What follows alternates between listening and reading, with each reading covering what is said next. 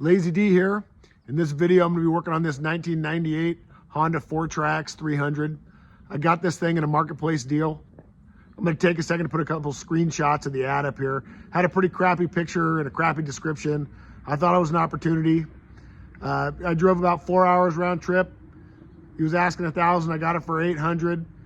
I feel a little bit better about the 800 because it has a title, which you don't see a lot of. It's hard to find ATVs that have the title, especially when they're a little bit older. But it's four-wheel drive. The plastics are a cool color, and he was able to get it running with starting fluid when I showed up. It barely loaded on the truck. We had to do it in the pouring rain. It was kind of a mess, but I got it home, and let's see what we can make happen here.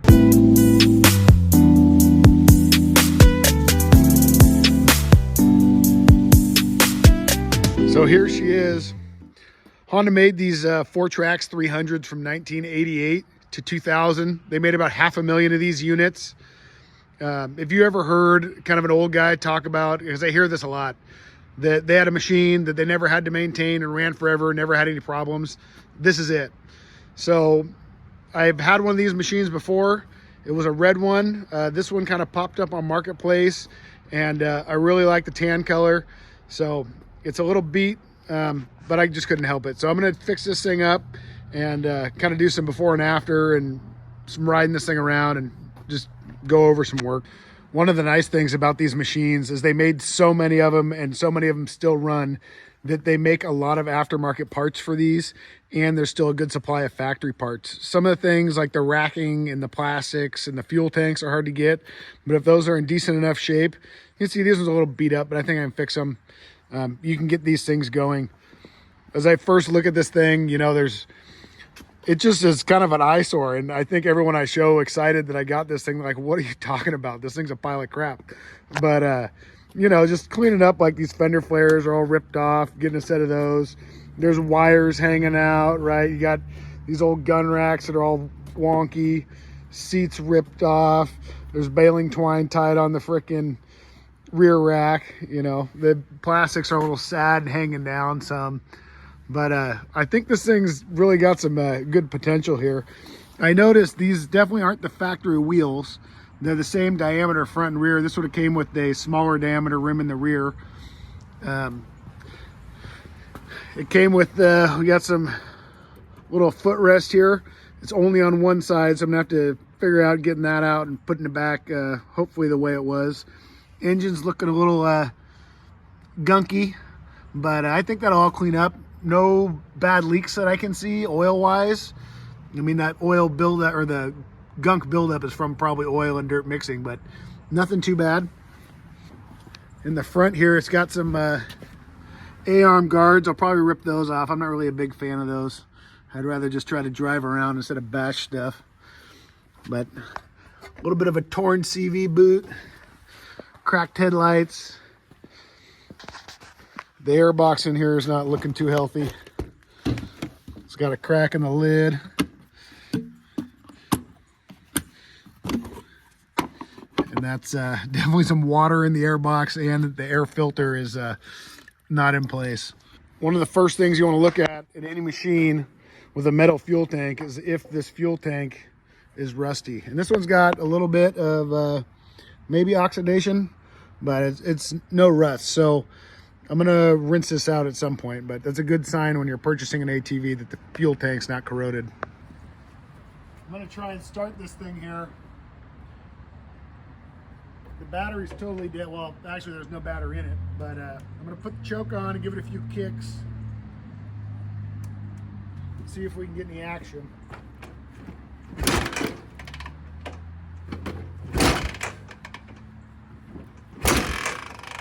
Feels like it's got good compression, so that's a good sign.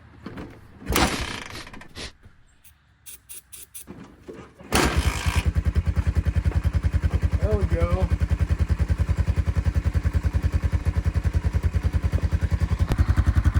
Sounds all right. Definitely smoking pretty good. I don't know if this is a white or blue smoke. My nose, I think I smell a bit more fuel than I do oil. I got some smoke coming here from the exhaust pipe. I think I got an exhaust leak going.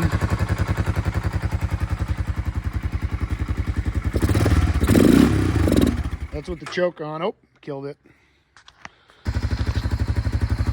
Got it back started again. Pretty smoky.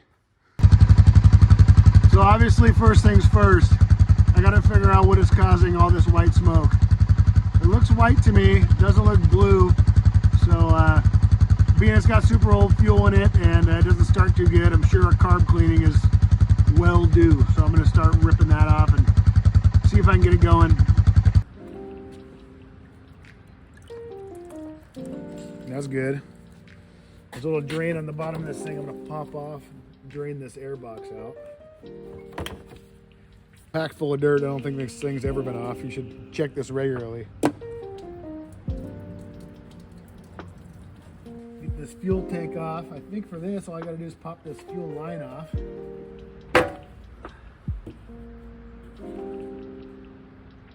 Very slow fuel flow.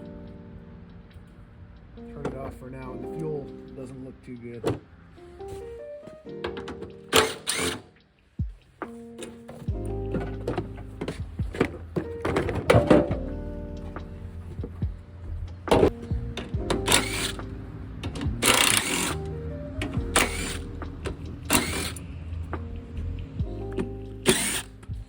Next, I'm going to take this air box out.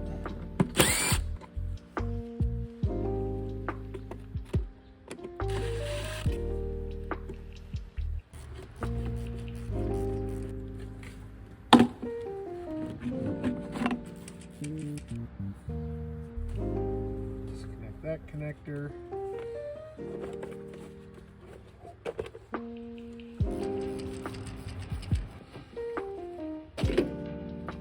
Now I'm going to get the throttle cable off.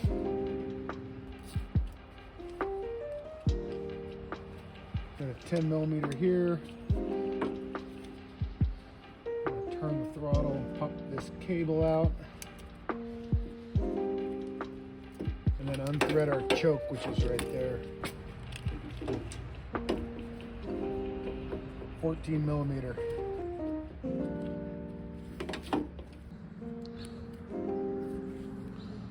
Looks like it should be cleanable.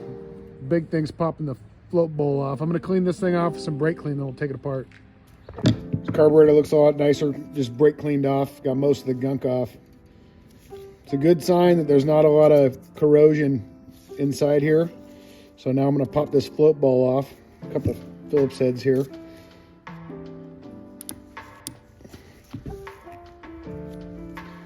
These float bowl screws can be pretty tight, so pushing in as hard as you can while you're turning is going to help you prevent stripping these and making your life harder.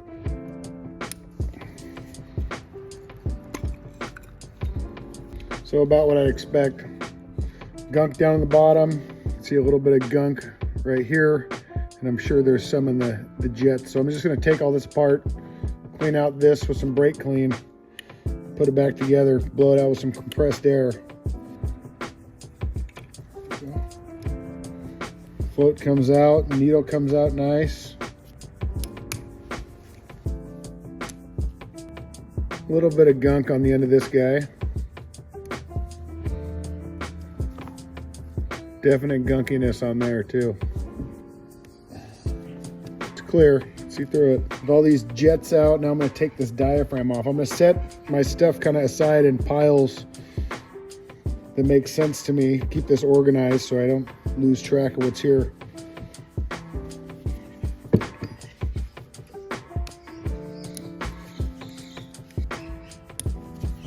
Some birds are squawking up in the roof. They're fighting over something. Could be a mama bird with some chicks up there. So here's our diaphragm. This is our needle here. There's a little bit of corrosion on the needle. I don't think it's anything to worry about. The big thing is looking for holes in this diaphragm. Doesn't look like there's any. Spring looks good. Underneath the lid's got a little corrosion. It's not a big surprise. Now that I have everything apart, I guess one more thing I'm going to take out of here. This is your mixture screw here. I'm going to tighten this down all the way and count how many turns it is so I can remember to put it back to that. So we got half in, 1 turn in, 1.5, 2 turns in, 2.5, 3 turns in, 3.5, 4 turns in. So it was 4 turns out, which is quite a lot. But I'm going to take this all the way out, and I'm going to see where I'll start later. I think 2.5 is about normal. A little bit of gunk on there too. It's good I got this out. From here, I'm going to clean everything I can with compressed air and brake clean. You could use carb cleaner. I'm comfortable using brake cleaner. Just going to clean everything out. Everything looks pretty good. This float bowl gasket is looking pretty flat. I might see if I can find one of those, but I think that's the only piece I may need to make this work. Got everything cleaned up here. Got my new float bowl gasket. I also noticed this primer deal, fuel primer knob is, I took it off, it's broken inside. So I ordered another one for like 10 bucks. Everything else I'm gonna leave how it was. I just cleaned it out. So I'm gonna go ahead and reassemble. I already put our mixture screw in. I looked in the manual, 2.5 turns out is what is normal. This one was 4, so I'm gonna return it back to where it should be.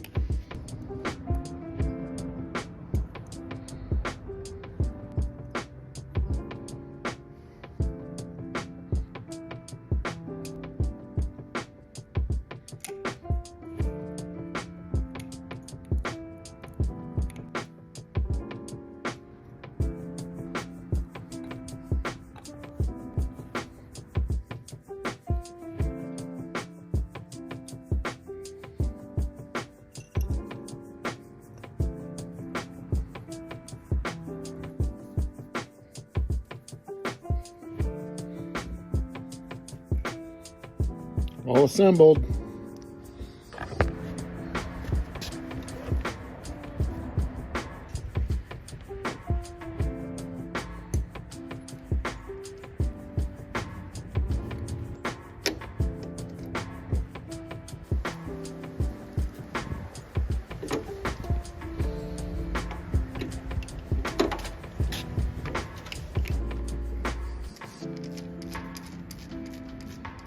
I'm going to take this little bowl off the fuel valve here. Needs to be replaced or what? Definite gunk in there. I'm going to clean that out. I'm probably going to take the whole fuel valve off. There's a nut right here. That nut is a 24 millimeter.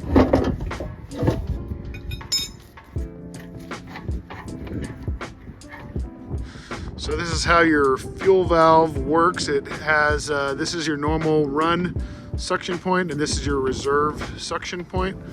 So I'm gonna clean all this out as best I can and see if I can blow through here clearly. Valve is all cleaned up. I'm gonna put a fuel filter in line, so I took this strainer off the outside of it. There's a plastic strainer. It was kind of ripped up anyway, and I figured rather not have that gunk get in the fuel line.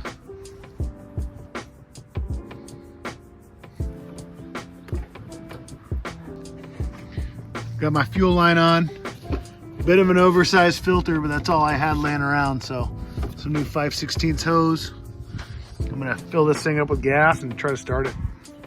Fuel's on. I put about half a gallon of fuel in there. Let's see if I can get this thing to start.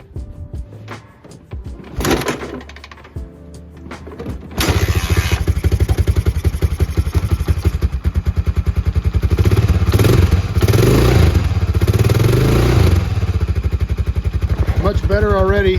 Fired up, second kick. Most of the white smoke's been alleviated. Some of my concern was that white smoke might have been worn out piston rings and was burning oil, but I think it was just water in the gas because it's cleared right up.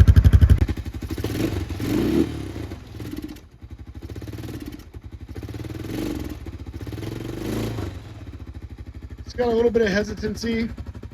I'm gonna go ahead and put this thing back together anyway with the air box and the air filter. Sometimes these things run a little funny. You don't have all the air box and everything on there like it should be. And pump up the tires, check the oil, and do some test driving before I do any more work on this thing. Got the new air filter in, even got a new seat for about 50 bucks. I had to get it. I'm gonna go test drive this now before I proceed any further. This is a cold start.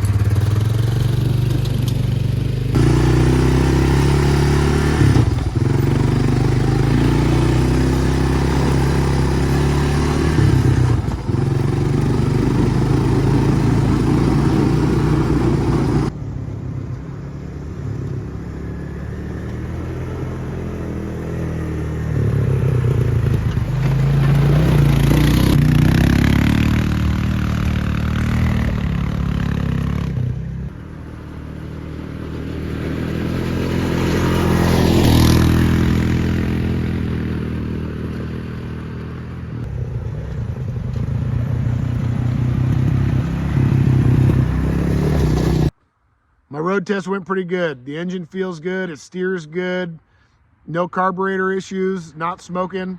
So at this point, I paid 800 bucks for this thing. I'm into it, less than 200 parts. I got a running machine. Obviously, it still needs a lot of work. I'm gonna wrap up this video here, but in the next video, I'm gonna get the brakes working, get the electric start working, do some cleanup stuff, fix the axle, take any remnants of old, there's some old wiring and stuff, get all that crap out of there. Anything I can do for free to clean it up. If you like this stuff, please like, comment, or subscribe. I'll keep making it. Thanks.